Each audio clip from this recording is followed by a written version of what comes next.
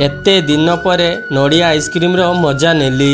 जय जगन्नाथ सांग माने वेलकम करुची मोर आउ गोटे मिनी ब्लॉग को। तो सांग माने सकाळु सकाळु उठी देखे तो आमर एपटे मुढ़ी भजा आरंभ हो गलानी। मु सेठी ठिया होई देखुथिली। किछि समय परे मु क्षीर नहीं चलिली सोसाइटी को देबा पई। आउ डेरी न करी मु मो बाइक नहीं चलिली सोसाइटी को। अल्प समय परे मु सेठी पहुँची गली। तापरे सेठी क्षीर देई घर को पळै आसिली।